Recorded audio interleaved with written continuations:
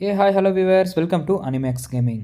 Okay guys, நம்ம இன்றைக்கி என்ன வீடியோ பார்க்க போகிறோம்னு வந்து பார்த்தீங்கன்னா ஜெரிஃபிகேஷன் எபிசோட் 8 வந்து பார்த்தீங்கன்னா பார்க்க போகிறோம். வீடியோக்குள்ளே போகிறதுக்கு முன்னாடி நீங்கள் நம்ம சேனல் புதுசாக இருந்தால் சப்ஸ்கிரைப் பண்ணுங்கள். அண்ட் வீடியோ பார்த்ததுக்கப்புறம் வீடியோ பிடிச்சிருந்ததுன்னா மறக்காமல் லைக் பண்ணுங்கள். ஏன்னா நீங்கள் லைக் பண்ண தான் எனக்கு கொஞ்சம் மோட்டிவேஷன் ஆகும். அதேமாதிரி நம்ம வீடியோவும் மற்றவங்களுக்கு ரெக்கமெண்டுக்கு போகும்.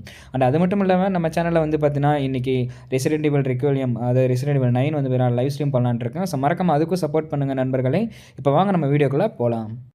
ஸோ எபிசோட ஸ்டார்டிங்லேயே வந்து பார்த்தீங்கன்னா ஹிகுருமா ஒரு பாத் டப்பில் வந்து பார்த்தீங்கன்னா உட்காந்துட்டு இருக்கான் ஒரு தேட்டருக்குள்ளே. ஹிகுருமா யார் அப்படின்னு கேட்டிங்கன்னா நீங்கள் மறக்காமல் லாஸ்ட் எபிசோட் பார்த்து தான் உங்களுக்கு ஞாபகத்துக்கு வரும். நான் மேலே லிங்க் கொடுக்குறேன். லாஸ்ட் எபிசோட் பார்க்கலனா நீங்கள் லிங்கை டச் பண்ணி லாஸ்ட் எபிசோட பார்த்துட்டு வாங்க. ஹீரோமா வந்து பார்த்தீங்கன்னா ஒரு லாயரை வேறு செஞ்சிட்ருக்கான். அவனுக்கு ஒரு கஸ்டடியில் ஒரு அக்யூஸ்ட் வந்து பார்த்தீங்கன்னா இருக்கான். ஸோ அந்த அக்யூஸ்ட் வந்து பேசிகிட்டு இருக்கான். எனக்கு ஒரு வீட்டில் ஒரு பூனை இருந்தது.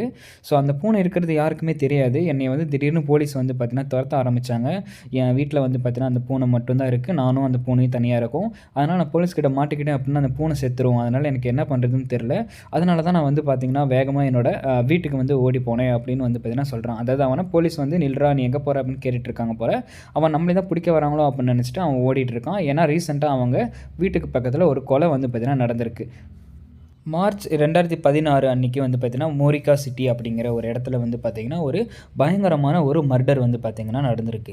என்னடா அப்படின்னு வந்து கேட்டிங்கன்னா ஒரு பொண்ணும் ஒரு யங்கான ஒரு பொண்ணையும் வந்து பார்த்திங்கன்னா அவங்களோட அம்மாவையும் யாரோ கத்தியால் குத்தி ரொம்ப கொடூரமாக வந்து பார்த்திங்கன்னா கொலை பண்ணியிருக்காங்க. ஸோ அந்த மோரிகா சிட்டியோட போலீஸ் ஆஃபீஸர் வந்து பார்த்திங்கன்னா இன்வெஸ்டிகேட் பண்ணிகிட்டு இருக்கப்போ அவங்க பக்கத்து வீட்டில் இருந்த நம்ம ஓய் கீட்டா அப்படிங்கிறவங்க வந்து பார்த்திங்கன்னா அரெஸ்ட் பண்ணியிருக்காங்க. எப்படி வந்து பார்த்திங்கன்னா அவங்க அரெஸ்ட் பண்ணாங்கன்னு வந்து பார்த்திங்கன்னா அவனை துரத்திட்டு போய் அவனை வீட்டுக்கு போய் பிடிக்கிறப்ப அவங்க வீட்டில் வந்து பார்த்திங்கன்னா கொலை பண்ண கத்தி வந்து பார்த்திங்கன்னா உள்ளே இருந்திருக்கு. அதுவும் வாஷிங் மிஷினில் வந்து பார்த்திங்கன்னா போட்டு வச்சுருக்கான்.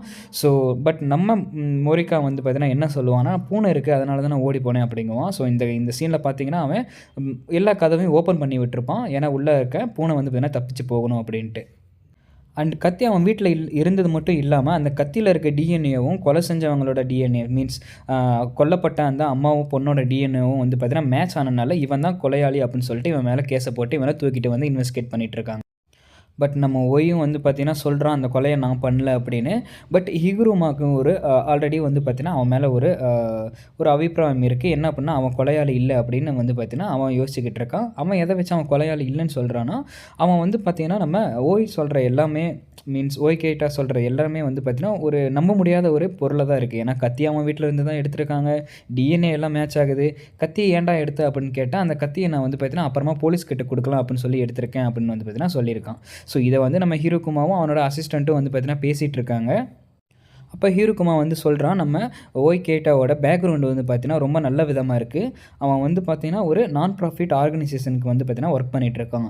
நான் ப்ராஃபிட் ஆர்கனைசேஷனாக என்ன அப்படின்னு அவன் கேட்குறா. ஸோ அதுக்கு நம்ம ஹீரோகுமா சொல்கிறான் அது வந்து பார்த்திங்கன்னா ஒரு எல்ட்ரி ஹவுஸ் மாதிரி. ஸோ அங்கே வந்து வயசானவங்களெல்லாம் வந்து பார்த்திங்கன்னா பார்த்துப்பாங்க அந்த பில்டிங்கில். ஸோ அங்கே தான் வந்து பார்த்திங்கன்னா ஓய் வேலை செஞ்சிட்ருக்கான். அவனுக்குன்னு சம்பளம் எதுவுமே கிடையாது. பட் அவனுக்கு வந்து பார்த்திங்கன்னா ஃபுட்ஸு கிராசரிஸ் அதெல்லாம் வந்து பார்த்திங்கன்னா தருவாங்க.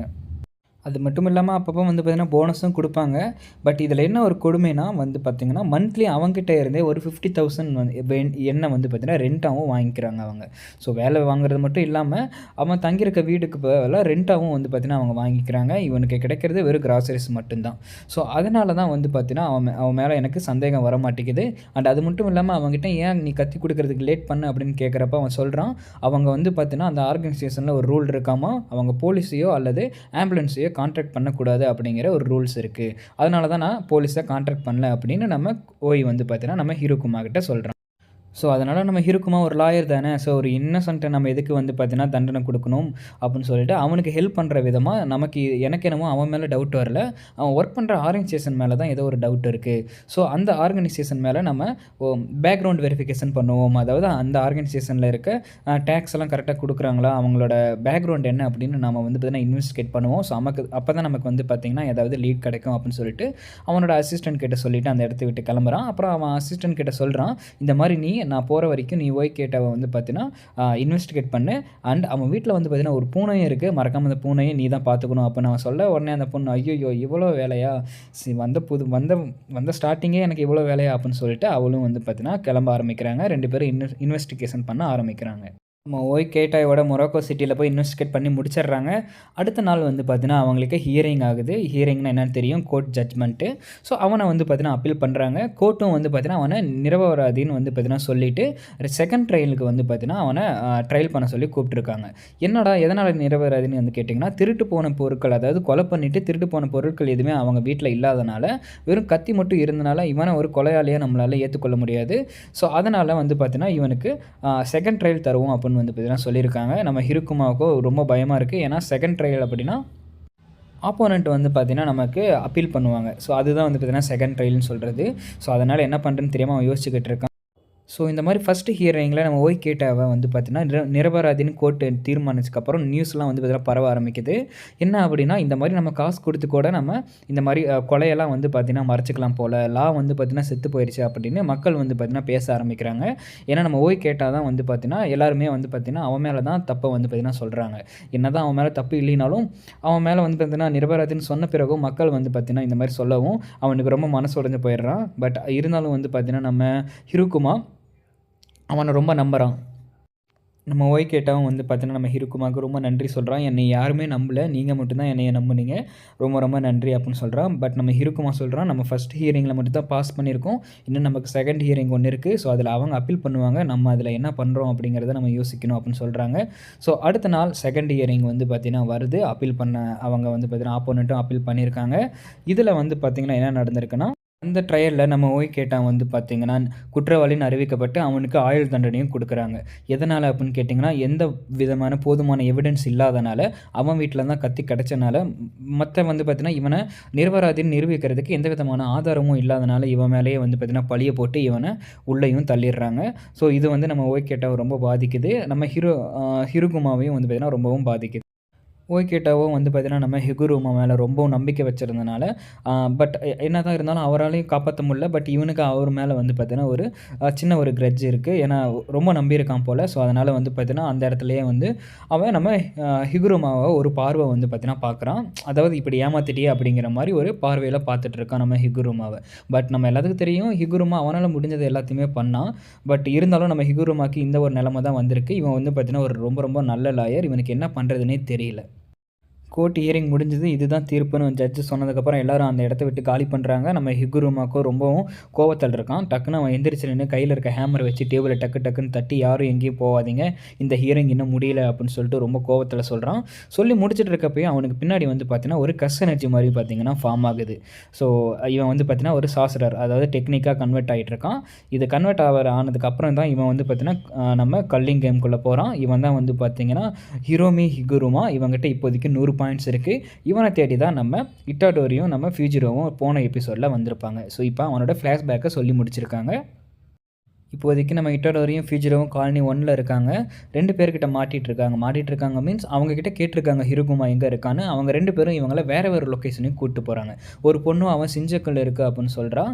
இன்னொருத்தன், அதாவது நம்ம இட்டாடோரி கிட்ட இருக்கவன் வந்து பார்த்தீங்கன்னா அவன் இக்குபோரா கிட்ட இருக்கான் அப்படின்னு வந்து பார்த்தீங்கன்னா சொல்கிறாங்க. 2 பேருமே அவங்கள நம்பிட்டு அவங்கள ஃபாலோ பண்ணிகிட்ருக்காங்க. அப்போ திடீர்னு இன்னொருத்தனை காமிக்கிறான். என்ன அந்த பொண்ணு ரொம்ப லேட் பண்ணுறா, நம்மளோட இறையை அவள் எப்போ தான் கொண்டு வருவா அப்படின்னு சொல்லி இவன் இங்கே யோசிச்சுக்கிட்டு இருக்கான். ஸோ யார் எங்கே போய் யார்கிட்ட மாட்ட போகிறாங்க அப்படின்னு தெரியல. போக தான் தெரியும். நம்ம இட்டோடரி வந்து பார்த்திங்கன்னா நம்ம ரேயை தொடர்ந்து போயிட்டுருக்கான். நம்ம ஃபியூச்சரும் அவன் கூட ஃபைட் பண்ண ஒரு பொண்ணுக்கிட்ட, அந்த பொண்ணுக்கிட்ட ஹிருக்குமா எங்கே இருக்கான்னு தேடி தான் பார்த்திங்கன்னா போய்கிட்டு இருக்கு. டக்குன்னு வந்து பார்த்திங்கன்னா இன்னொரு ஃப்ளாஷ்பேக் நடக்குது. அந்த ஃப்ளாஷ்பேக்கில் ஒரு ஸ்கூல் பையனை வந்து பார்த்திங்கன்னா ஒரு 4-5 பேர் சேர்ந்து ரேக்கிங் பண்ணிகிட்ருக்காங்க. அவங்க ரேக்கிங் பண்ணிகிட்டு இருக்கிறத இன்னொருத்தன் வந்து பார்த்திங்கன்னா பார்த்துட்ருக்கான். அவங்க ஃப்ரெண்டு, அவங்க ஸ்கூலில் சேர்ந்தவன் தான் இவனும். அவன் பார்த்துட்டு அவனுக்குள்ளே வந்து யோசிச்சுட்டு இருக்கான், இதுக்கு தான் நம்ம அவங்க கூடயே வந்து பார்த்திங்கன்னா ஒற்றுமையாக போயிடணும். அவங்க என்ன சொல்கிறாங்களோ அது மாதிரி கேட்டுட்டு போயிட்டால் நமக்கு இந்த மாதிரி ஒரு நிலமை வராது. நீ அந்த மாதிரி நடந்திருந்தீங்கன்னா உனக்கு இந்த மாதிரி நிலமை வந்திருக்காது. இப்போ நீ தேவையில்லாமல் அடி வாங்கிட்டு இருக்க அப்படின்னு அவனை பார்த்து ஒரு மாதிரி அவனுக்குள்ளே யோசிச்சுக்கிட்டு இருக்கான். யோசிச்சுட்டு இருக்கப்ப டக்குன்னு பின்னாடி ஒருத்தன் வந்து பார்த்திங்கன்னா, அங்கே என்ன நடக்குது, அவன் என்னடா பண்ணிட்டு அப்படின்னு ஒருத்தன் கேட்குறான். அதை பார்த்துட்டு இங்கே அவனை அடிச்சிட்டு இருந்தவன் வந்து பார்த்திங்கன்னா, தம்பி நீ லோ ஸ்கூல் சேர்ந்தவன் தானே, நீங்கள் என்ன பண்ணுற அப்படின்னு கேட்க, அது யாரான்னு வந்து பார்த்தீங்கன்னா நம்ம இட்டாடோரி. டப்புன்னு வந்து பார்த்தீங்கன்னா அவனை கேள்வி கேட்க போனவொன்னே அவனை அடிச்சிட்றான்.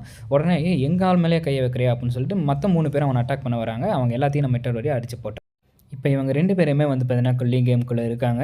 ஒருத்தன் பேர் வந்து பார்த்தீங்கன்னா ரின் அமாய், இன்னொருத்தன் பேர் இட்டடோரி. ரின் அமாய் அப்படிங்கிறவன் நம்ம இட்டடோரி ஸ்கூலில் சேர்ந்தவன் தான். அவன் தான் இப்போதைக்கு நம்ம இட்டடோரியை வந்து பார்த்தீங்கன்னா ஹிகுருமா எங்கே இருக்கான் அப்படின்னு சொல்லிட்டு நம்ம இக்குபூராக்கு கூட்டிகிட்டு போயிட்டுருக்கான். அப்புறம் இன்னொரு பொண்ணு வந்து பார்த்தீங்கன்னா இவளும் உள்ளே இருக்க ஒரு பிளேயர் தான், குல்லிங் கேமில் இருக்க ஒரு பிளேயர். இவன் வந்து பார்த்தீங்கன்னா நம்ம ஃபியூஜுரோவை இன்னொரு இடத்துக்கு சிஞ்சக்குக்கு வந்து பார்த்தீங்கன்னா கூட்டிகிட்டு போகிறான். நம்ம ஃபியூஜுரோ கேட்குறான், சிஞ்சக்குக்கு இந்த வழியில் போனால் ரொம்ப லேட் ஆகுமே, வேறு வழியில் போகலாமே. அப்போ நான் ஒன்று சொல்லல. உடனே இந்த பொண்ணு இல்லை இந்த வழியில் தான் என்னோடய பேஸ் இருக்குது, நான் குளிச்சு ரொம்ப நாள் ஆகுது, நான் குளிச்சுட்டு கொஞ்சம் ட்ரெஸ் சேஞ்ச் பண்ணிவிட்டு அதுக்கப்புறம் நம்ம அவனை பார்க்க போகலாம் அப்படின்னு சொல்லிட்டு அவள் சொல்கிறா. உடனே நம்ம ஃபியூச்சரும் அவன் சொல்கிறத நம்பிட்டு அவளோட பின்னாடியே வந்து பார்த்தீங்கன்னா போயிட்டுருக்காங்க. இவங்க 2 பேரும் வேறு ஒரு லொக்கேஷனுக்கு போகிறாங்க. எந்த லொக்கேஷனில் யார் இருக்கான்னு தெரில. டப்புன்னு நம்ம அம்மாய் ஒரு தேட்டரை காமிச்சு இந்த தேட்டரை தான் ஹிகுருமா அவனோட பேஸாக யூஸ் பண்ணிகிட்ருக்கான் அப்படின்னு சொல்லி காமிக்கிறான். உடனே நம்ம யூஜியோ, "ஏய் அப்பா ரின், ரொம்ப நன்றிப்பா, நான் ரொம்ப நேரமாக தேடிட்டு இருந்தேன், உன்னால் ஹெல்ப்னால நான் ஹிகுருமாவை கண்டுபிடிச்சிட்டேன், ரொம்ப நன்றி" அப்படின்னு சொல்லிட்டு அந்த தேட்டரை நோக்கி ஓடுறான். நம்ம ரின்னும் நம்ம யூஜியை பார்த்து, "நீ என்ன உண்மையாலுமே போக போறியா?" அப்படின்னு கேட்க, நம்ம யூஜி, "ஆமாம் நான் போக போகிறேன், எனக்கு முன்னாடி ஃபியூஜிரோ அவனை கண்டுபிடிச்சிருந்தாலும் கண்டுபிடிச்சிருப்பான், ஸோ உள்ளே இருந்தாலும் இருக்கலாம், அதனால் நாங்கள் உள்ளே போய் பார்க்கணும்" அப்படின்னு சொல்ல, உடனே நம்ம ரெயின், சரி ஓகே பார்த்து போயிட்டு வா" அப்படின்னு சொல்கிறேன். உடனே நம்ம யூஜியும், "ஓகேப்பா, நீ செஞ்ச நன்றிக்கு ரொம்ப நீ செஞ்ச உதவிக்கு ரொம்ப நன்றி" அப்படின்னு சொல்லிட்டு அந்த தேட்டரை நோக்கி இவனும் நம்ம யூஜியும் ஓட ஆரம்பிக்கிறான். அதுக்கப்புறம் நம்ம ரெயின் அவனை பார்த்துட்டு, ஐயோ நான் இவங்ககிட்ட இதை சொல்லியே ஆகணுமே, என்னால் சொல்ல முடியலையே அப்படின்னு அவனுக்குள்ளேயே வந்து பார்த்தீங்கன்னா ஒரு ஏதோ குற்ற உணர்வு மாதிரி ஏதோ சொல்லிட்டு இருக்கான். பட் என்ன சொல்ல வரான் அப்படின்னு ஒன்றும் புரியல. ஒருவேளை இவன் வேறு யார்கிட்டயாவது கூப்பிட்டு வந்துட்டானா என்னன்னு தெரியல. நம்ம யூஜி அதெல்லாம் கண்டுக்காமல் டக்குன்னு வந்து பார்த்தீங்கன்னா அந்த தேட்டரை நோக்கி தேட்டருக்குள்ளே ஓடிட்டு இருக்கான். தேட்டருக்குள்ளே போயிட்டு நம்ம யூஜி கதவை திறக்கலான்னு பார்க்குறான். கதவை திறந்தோடனே ஆப்போசிட்டில் இன்னொருத்தன் ஹிகுருமாவா அப்படின்னு வந்து பார்த்தா சொல்லிட்டு நிற்கிறான். பட் இது வந்து பார்த்தீங்கன்னா வேறு சீன். நானே ஃபஸ்ட்டு குழம்பிட்டேன், ஐயோ அவனை தப்பான இடத்துக்கு கூப்பிட்டு வந்துட்டாங்க போலேன்னு. பட் தப்பான இடத்துக்கு மாட்டினது வந்து பார்த்தீங்கன்னா நம்ம ஃபியூஜரோ. அந்த பொண்ணு நம்ம ஃபியூஜராவை ஏமாற்றி அவன் இன்னொரு ஆள்கிட்ட வந்து பார்த்தீங்கன்னா கூட்டிகிட்டு போயிருக்கான். அந்த ஆள் வந்து பார்த்தீங்கன்னா குல்லி கேமில் கொஞ்சம் பவர்ஃபுல்லான பிளேயர். ஸோ பவர்ஃபுல்லான பிளேயர் வந்து பார்த்தீங்கன்னா கீழே பவர்லெஸ்ஸான பிளேயரை கண்ட்ரோல் பண்ணி புது பிளேயரை உள்ளே எடுத்துகிட்டு வந்து அவங்கள கொண்டு அவங்க மூலிமா பாயிண்ட்ஸ் எடுத்துப்பாங்க. அந்த மாதிரி டிசீவ் பண்ணி நம்ம அந்த பொண்ணு வந்து நம்ம ஃபியூஜராவை ஏமாற்றி அங்கே கூப்பிட்டு போயிருக்கா. நம்ம ஃபியூஜரோ அவளை பார்த்து முறைக்கிறான், ஏய் இப்படிலாம் பார்க்காத, நான் ஒன்றும் பயப்படலாம் மாட்டேன் அப்படின்னு சொல்கிறேன், நீ முதல்ல வாயை மூட்ரி அப்படின்னு சொல்லிட்டு நம்ம ஃபியூஜரோ அவனோட டாக் பவரை வந்து பார்த்தீங்கன்னா யூஸ் பண்ணுறான். அதாவது நம்ம ஃபியூஜரோட சிகினாமி டெமன் டாக் பவரை வந்து பார்த்தீங்கன்னா யூஸ் பண்ணுறான். இன்னொரு சைடு நம்ம யூஜி வந்து பார்த்தீங்கன்னா தேட்டருக்குள்ளே போகிறான். தேட்டருக்குள்ளே நம்ம ஹிகுருமா ஒரு பாத் டேப்பில் தண்ணி ஊற்றி அதுக்குள்ளே வந்து பார்த்தீங்கன்னா படுத்துட்டு இருக்கான். நம்ம ஹிகுருமாவுக்கு நம்ம யூஜி வரது தெரிஞ்சிருது. யூஜியை கேட்குறான், யார் நீ இங்கே எதுக்கு வந்திருக்க அப்படின்னு கேட்க, நானும் அதை கேட்கணும், நீ தானே ஹிகுருமா அப்படின்னு சொல்கிறான். உடனே நம்ம ஹிகுருமா வந்து சொல்கிறான், இதுக்கு முன்னாடி யாராவது துணியோட பாத் டேப்பில் குளித்து பார்த்துருக்க அப்படின்னு சொல்லிட்டு அவன் வந்து பேச ஆரம்பிக்கிறான். எனக்கு இப்போ தான் ஞாபகத்துக்கு வருது, நான் எலிமெண்ட்ரி ஸ்கூலில் படிக்கிறப்ப அங்கே ஒரு ஸ்விம்மிங் பூல் இருக்கும். அந்த ஸ்விம்மிங் பூலில் எல்லா ஸ்டூடெண்ட்ஸும் வந்து பார்த்தீங்கன்னா கிளாத்தோட தான் உள்ளே வந்து குளிச்சிட்ருப்போம். எனக்கு அது ரொம்பவும் பிடிக்கும். கிளாத்தோட உள்ளே வந்து பார்த்தீங்கன்னா ஸ்விம்மிங் பூலில் படுத்துட்ருக்கிறது எனக்கு ரொம்ப பிடிக்கும் அப்படின்னு வந்து பார்த்தீங்கன்னா சம்மந்தமே இல்லாமல் ஏதோ ஒன்று சொல்லிகிட்டு இருக்கான் அவன். அதெல்லாம் நம்ம யூஜி எதுவும் கண்டுக்காமல், நான் அவங்ககிட்ட கொஞ்சம் பேசணுமே அப்படின்னு சொல்ல, உடனே அவன், ஓ நீ என்கிட்ட பேசணுமா, ஆனால் நான் ஒரு லாயர் ஆச்சே, நீ என்கிட்ட பேசணும்னா அரை மணி நேரத்துக்கு நீ எனக்கு 5000 எண் தரணும் அப்படின்னு வந்து பார்த்தீங்கன்னா கேட்குறான். உடனே நம்ம யூஜி கேட்டுட்டு, என்னது 5000 எண்ணா அப்படின்னு வந்து பார்த்தீங்கன்னா வாயை வந்து பார்த்தீங்கன்னா புழக்க ஆரம்பிக்கிறான். ஸோ 5000 எண்லாம் என்கிட்ட இல்லையே அப்படின்னு சொல்லி முடிச்சதுக்கப்புறம் நம்ம ஹிகுருமா சொல்கிறான், சரி நான் சும்மா சொன்னேன், என்ன பேசணும் சொல்லு அப்படின்னு வந்து பார்த்தீங்கன்னா கேட்குறான். நம்ம யூஜி வந்து பார்த்தீங்கன்னா ஸ்ட்ரைட்டாக பாயிண்ட்டுக்கு வந்துடுறான். உங்கள்கிட்ட தான் 100 பாயிண்ட்ஸ் இருக்குல்ல அப்படின்னு சொல்லிட்டு நம்ம யூஜி மனசுக்குள்ளே நினச்சிட்டு இருக்கான். இவனை பார்த்தா ஃபாஸ்ட் ஸ்ட்ராசரர் மாதிரி தெரில. அதாவது ஃபாஸ்ட் ஸ்ட்ராசர்னால் இந்த கல்லிங் கேமில் வந்து பார்த்தீங்கன்னா 1000 வருஷத்துக்கு முன்னாடி இருக்கிறவங்களும் வந்து பார்த்தீங்கன்னா பார்ட்டிசிபேட் பண்ணிகிட்டு இருக்காங்க. அவங்க ரீஇன்கட் பண்ணி, அதே மாதிரி மாடர்ன் ஸ்ட்ராசர்ஸ்னால் இந்த டைம் லைனில் இருக்கவங்களும் நம்ம யூஜி மாதிரி ஃபியூஜரோ மாதிரி இருக்கவங்களும் இந்த கல்லிங் கேமில் பார்ட்டிசிபேட் பண்ணுறாங்க. ஸோ இவனை பார்த்தா ஃபாஸ்ட் ஸ்ட்ராசரர் மாதிரி தெரில, மாடர்ன் ஸ்ட்ராசராக தான் தெரியுது. நம்ம இவங்ககிட்ட பாயிண்ட் கேட்க, அதாவது பார்க்க ரொம்ப நல்லவனாக இருக்கான், நம்ம பாயிண்ட் கேட்டால் உடனே கொடுப்போம் அப்படின்னு நினைக்கிறேன் அப்படின்னு சொல்லிட்டு இவங்ககிட்ட நெகோசியேஷன் பேசுகிறதுக்காக நம்ம யூஜி கேட்குறோம். இன்னொரு சைடு நம்ம ஃபியூஜரோ மாட்டிக்கிட்டவன் வந்து பார்த்தீங்கன்னா கேட்குறான், ஃபியூஜரோ நீ ரொம்ப பவர்ஃபுல்லாக இருக்க, கிட்டத்தட்ட என் அளவுக்கு நீ பவர்ஃபுல்லாக தான் இருக்க, நம்ம 2 பேரும் ஏன் கை கொத்துக்கிட்டு டீமை பண்ணக்கூடாது அப்படின்னு அவனை பற்றி எதுனா கேட்குறான். கேட்டு முடிச்சதுக்கப்புறம் நம்ம ஃபியூஜரோவை பார்த்து இன்னொரு கேள்வியும் கேட்க ஆரம்பிக்கிறான். என்னடா அப்படின்னு கேட்டிங்கன்னா, உனக்கு இந்த கல்லிங் கேமை பற்றி எவ்வளோ தெரியும் அப்படின்னு சொல்ல நம்ம ஃபியூஜரோவும் சொல்ல ஆரம்பிக்கிறான். கல்லிங் கேமுங்கிறது ஒரு ரிச்சுவல் தான். ஸோ இதுக்குள்ளே இருக்க பிளேயர்ஸோட கஸ்டடி எனர்ஜியை ஒரு பவர் சோர்ஸாக யூஸ் பண்ணி அதுக்குள்ளே இருக்க மக்களை வந்து பார்த்தீங்கன்னா ஒரு பேரியர்லேருந்து இன்னொரு பேரியருக்கு அவங்கள டிரான்ஸ்போர்ட் பண்ணி அதுக்கப்புறம் அங்கே இருக்கிற மக்களெல்லாம் வந்து பார்த்தீங்கன்னா இன்ஹியூமனாக வந்து மாற்றிடுவான் கெஞ்சுக்கு. இது எல்லாமே கெஞ்சுக்கோட பிளான் தான் அப்படின்னு சொல்லிட்டு நான் இவ்வளோ விஷயம் சொல்கிறேன். பட் நான் டெங்கன் சமாவை பற்றி நான் எதுவும் சொல்லக்கூடாது, இந்த அளவுக்கு சொன்னதே பெரிய விஷயம்னு சொல்லிட்டு நம்ம ஃபியூச்சராக அவன் மனசுக்குள்ளே நினச்சிட்டு இருக்கான். உடனே அவன் ஆப்போனன்ட்டு வந்து பார்த்தீங்கன்னா உடனே ஆப்போசிட்டில் இருக்கவன்னு சொல்கிறான், எனக்கு இது எல்லாமே தெரியும், இது எல்லாமே கெஞ்சோக்கோட பிளான் தான் தெரியும். பட் நீ சொல்கிறது தப்பு. நீ சொல்கிறது வந்து பார்த்தீங்கன்னா ஒரு பிளான் பி, பிளான் சி மட்டும்தான் நீ சொல்கிறது. பட் பிளான் ஏ என்ன அப்படிங்கிறது உனக்கு இன்னமும் தெரியல அப்படின்னு சொல்ல ஆரம்பிக்கிறான். என்னடான்னு நமக்கும் ஒன்றும் புரியல. இன்னொரு சைடு நம்ம ஹிகுருமா யூஜி கிட்ட என்னாலலாம் முடியாது, எனக்கு இந்த கேம் ஸ்டாப் பண்ணணும் அப்படிங்கிற எண்ணமே இல்லை அப்படின்னு சொல்கிறான். நம்ம ஊரில் சட்டம் ரொம்ப வீக்காக இருக்குது. பட் இந்த கூலிங் கேம் மூலிமா என்னால் மற்றவங்கள என்னால் வந்து பார்த்திங்கன்னா அவங்களுக்கு நேரடியாகவே தண்டனை கொடுக்க முடியும். ஸோ நம்ம லாபம் வச்சுக்கிட்டு ஒன்றுமே பண்ண முடியாது. அவங்க குற்றவாளியை வந்து பார்த்திங்கன்னா தப்பிக்க விட்டுட்டு நிரபராதியை தண்டனை கொடுக்குறாங்க. அதனால் எனக்கு இந்த கேம் ரொம்பவும் பிடிச்சிருக்கு. இந்த கேம் மூலிமா நான் வந்து பார்த்திங்கன்னா ஈஸியாக குற்றவாளிக்கு நானே தண்டனை கொடுப்பேன் அப்படின்னு அவன் சொல்ல, இன்னொரு சைடு நம்ம ஃபியூச்சரோ கிட்ட இவன் சொல்ல ஆரம்பிக்கிறான், நீ சொல்கிறது பாதி கரெக்ட் தான். அதாவது அது பிளான் பி, பிளான் சி தான். பட் நான் சொல்கிறது வந்து கரெக்டாக இருக்கும் அப்படின்னு சொல்லிட்டு அவன் சொல்கிறான். ஸோ இந்த கூலிங் கேமில் மொத்தம் 3 தான். ஒன்று உள்ளே இருக்க பிளேயர்ஸ், 2வது அந்த பிளேயர்ஸுக்கு நடுவில் இருக்க அவங்களோட ஸ்ட்ரென்த்தோட கேப், அண்ட் இன்னொன்று பேரியர்ஸ். ஸோ இதில் என்ன நடக்குது அப்படின்னு வந்து பார்த்தீங்கன்னா, நம்ம கிட்டத்தட்ட ஒரு 1000 பேர் இந்த பேரியர்ஸ்குள்ளே இருக்காங்க. ஸோ ஒரு 10 பேரியர்ஸ் இருக்குது. 10 பேரியரில் 1000 பேர்னால் மீன்ஸ் ஒரு பேரியருக்கு 100 பேர்னு வந்து பார்த்தீங்கன்னா கணக்கு எடுத்துக்குவோம். அந்த 100 பேருக்குள்ளே நம்ம காசிமோ அண்ட் ஹிகுரோமா மாதிரி ஏகப்பட்ட பவர் அதிகமான பிளேயர்ஸும் உள்ள நிறைய பேர் இருக்காங்க. ஸோ இவங்க கேம் ஆரம்பித்ததுலேருந்து கிட்டத்தட்ட அவங்களோட பேரியர்லேயே ஒரு 60 பேருக்கு மேலே இருக்க சாசரஸை இவங்க கொண்டிருப்பாங்க. ஸோ ஒவ்வொரு பேரியருக்குள்ளேயும் இப்போ ரிமைனிங் 40 பேர் இருப்பாங்க. பட் எல்லா பேரியர்லேயும் ஒரு 2-3 பவர்ஃபுல்லான பீப்புள்ஸ் வந்து பார்த்திங்கன்னா இருப்பாங்க. நான் சொல்கிறது கரெக்டாக அப்படின்னு சொல்லிட்டு நம்ம ஃபியூச்சரோவை பார்த்து அவன் கேட்குறான். நம்ம ஃபியூச்சரும் ஆமாம், நீ சொல்கிறதும் கரெக்டாக தான் தெரியுது. ஆல்ரெடி நிறைய பேர் வந்து பார்த்தீங்கன்னா இறந்துருப்பாங்க. ஸோ ஒவ்வொரு பேரியர்லையும் நிறைய பவர்ஃபுல்லான பீப்புளும் இருக்காங்க. கரெக்டு தான் அப்படின்னு சொல்லி முடிச்சதுக்கப்புறம் மறுபடியும் அவன் இன்னும் நிறையா சொல்ல ஆரம்பிக்கிறான். ஸோ இப்போ சப்போஸ் நம்ம பேரியரையே எடுத்துக்கோங்க. நம்ம பேரியருக்குள்ளே என்ட்ரு ஆனவுடனே நம்ம டெலிபோர்ட் ஆக ஆரம்பிக்கிறோம். நம்மளை எங்கே டெலிபோர்ட் ஆகுது, நம்மளே ஸ்கையில் இருந்து டெலிபோர்ட் பண்ண விடுறாங்க. ஸோ அந்த ஸ்கையில் இருந்து விழுந்து கிட்டத்தட்ட நிறைய பேர் வந்து பார்த்தீங்கன்னா இறந்து போயிருக்காங்கப்பா, உனக்கு தெரியுமா அப்படின்னு கேட்க நம்ம ஃபியூச்சரோவை பார்த்து. இப்படி வந்து பார்த்தீங்கன்னா உள்ளே இருக்க பிளேயர்ஸஸ் ஃபைட் பண்ணி அவங்களோட கஸ்ட் பவரை யூஸ் பண்ணி அவன் டெலிபோர்ட் பண்ணணும் அப்படின்னா எதுக்காக அவன் அந்த டெலிபோர்ட்டேஷனை மேலேருந்து மேலேருந்து டெலிபோர்ட் பண்ணணும். ஸோ அவனுக்கு தேவைன்னா நிறைய பேர் அடிச்சுக்கிட்டு கஸ்டடி எனர்ஜி ரிலீஸ் பண்ணுறது மட்டும்தானே. இப்படி ஒவ்வொரு காலனிக்குள்ளேயும் ரொம்ப பவர்ஃபுல்லான ஆளுங்களை உள்ளே வச்சுட்டு பவர்லெஸ்ஸான ஆளுங்களை நம்ம ஈஸியாக தோக்கடிச்சிடறோம். ஸோ உள்ளே எந்த விதமான ஃபைட்டும் நடக்க போகிறதில்ல, கஸ்டடி எனர்ஜியும் ப்ரொடியூஸ் ஆக போகிறதில்ல. இப்படி இவங்க இங்கே பேசிகிட்டு இருக்க இன்னொரு சைடும் நம்ம யூஜியும் ஹிருகுமாவும் வந்து பார்த்தீங்கன்னா நெகோசியேட்டில் இருக்காங்க. நெகோசியேஷனில் நம்ம ஹிருகுமா ஒத்துக்கலை எதையுமே. எனக்கு இந்த கல்லிங் கேம் தான் எனக்கு ரொம்ப பிடிச்சிருக்கு, அதனால் நான் வந்து 100 பாயிண்ட்லாம் தர மாட்டேன். இதுலேயும் முக்கியமாக எனக்கு 2 ரூல் ரொம்ப பிடிக்கும். Rule number 2 and rule number 8. Rule number 2 என்னென்னா, பிளேயர்ஸ் வந்து பார்த்தீங்கன்னா ரூல் நம்பர் 1 மீறினாங்க அப்படின்னா அவங்களோட பவரை வந்து பார்த்தீங்கன்னா திரும்ப பெற்றுட்டு அவங்கள வந்து பார்த்தீங்கன்னா கொன்றுவாங்க. ரூல் நம்பர் 8 வந்து பார்த்தீங்கன்னா பிளேயர்ஸ்க்குள்ளே அவங்களோட பாயிண்ட்ஸ் 19 நாளுக்குள்ளே எந்த விதமான டிஃப்ரென்ஸும் ஆகலைன்னா அவங்கள ஆட்டோமேட்டிக்காக அவங்க பவர் எடுத்து அவங்கள கொன்றுவாங்க. உடனே நம்ம இதோரி வந்து பார்த்தீங்கன்னா, இப்படிலாம் கேட்டால் நீ வேலைக்காக மாட்டேன், உன்னை நானே பார்த்துக்கிறேன்டா அப்படின்னு சொல்லிட்டு உங்ககிட்ட இருக்க 100 பாயிண்ட் என்கிட்ட கொடுத்துருன்னு சொல்லிட்டு அவனோட கஸ்ட் பவர் யூஸ் பண்ண ஆரம்பிக்கிறான். நம்ம ஹிகுரோமாவோ அவனோட கஸ்ட் பவரை யூஸ் பண்ண ஆரம்பிக்கிறான். யூஸ் பண்ண அடுத்த செகண்டே நம்ம ஹிகுருமா அவனோட டொமைன் எக்ஸ்பேன்ஷன், அதாவது யோடேகி டென்காயை வந்து பார்த்தீங்கன்னா யூஸ் பண்ணிடுறான். யூஸ் பண்ண உடனே நம்ம யூஜியை உள்ளே வந்து பார்த்தீங்கன்னா மாட்டிக்கிறான். அது வந்து பார்த்திங்கன்னா ஒரு ஸ்டேஜ் மாதிரி இருக்குது. இன்னொரு சைடும் வந்து பார்த்தீங்கன்னா நம்ம ஃபியூச்சரோ கிட்ட சொல்லிகிட்டு இருக்கான், நீ வேணால் பாரு ஃபியூச்சரோ, இந்த கேம் முடிஞ்சதுக்கப்புறம் முடியறதுக்குள்ளே உள்ள ஸ்ட்ராங்கானவங்க மட்டும் தான் பேரியர்ஸ்குள்ளே இருப்பாங்க. அப்படி ஸ்ட்ராங்கானவங்க மட்டும் பேரியர்ஸ்குள்ளே இருக்கிறப்ப நம்ம கெஞ்சோக்கு ஒரு மிகப்பெரிய பாமை வந்து பார்த்தீங்கன்னா இந்த கேமுக்குள்ளே போட்டுருவான். ஸோ போட்டு அந்த ஸ்ட்ராங்கானவங்களையும் வந்து பார்த்தீங்கன்னா அவன் கொன்றுவான் அப்படின்னு சொல்லி முடிக்க, நம்ம கெஞ்சோக்குவோ ஏதோ ஒரு பில்டிங்குள்ளே நடந்து போகிற மாதிரி காமிக்கிறாங்க. ஸோ இதுதான் இந்த கூலிங் கேமோட பர்பஸ்ன்னு அவன் வந்து பார்த்தீங்கன்னா சொல்கிறான் அவனோட பாயிண்ட் ஆஃப் வியூவை. இது சொல்லி முடிச்சதுக்கப்புறம் நம்ம கெஞ்சோக்கு ஏதோ ஒரு பார்லிமெண்ட் மாதிரி இருக்குது. உள்ளே கிட்டத்தட்ட ஒரு 10 பேர் உட்காந்துட்டு இருக்கானுங்க.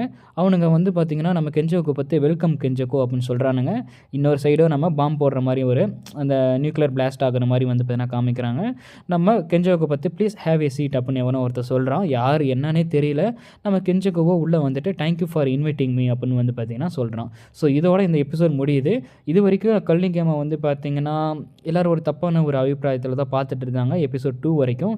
பட் எபிசோட் 3லேயோ கல்லிங் கேமை அப்படியே மாற்றி அமைக்கிறாங்க. என்னன்னு ஒன்றும் புரியல. உள்ளே இருக்க ஸ்ட்ராங்கானவங்களே அவனே நியூக்ளியர் பாம் மாதிரி ஏதாவது ஒன்று லான்ச் பண்ணி எல்லாத்தையும் கொன்றுவன் வர வந்து சொல்கிறாங்க. பட் இதில் எது கன்ஃபார்ம் எது உண்மை அப்படிங்கிறது தெரியல. போக போக தான் நமக்கு தெரிய வரும். அண்ட் இதோட இந்த எபிசோட் முடியுது. என்னால் முடிஞ்ச அளவுக்கு நான் எல்லாமே கரெக்டாக எக்ஸ்பிளைன் பண்ணியிருக்கேன். ஏதாவது தப்பாக எக்ஸ்பிளைன் பண்ணதுன்னா மறக்காம கீழே கமெண்ட் பண்ணுங்கள். அதை மற்றவங்க பார்த்து தெரிஞ்சுக்கட்டும். அண்ட் நான் ஆல்ரெடி சொன்ன மாதிரி நம்ம சேனலில் வெறும்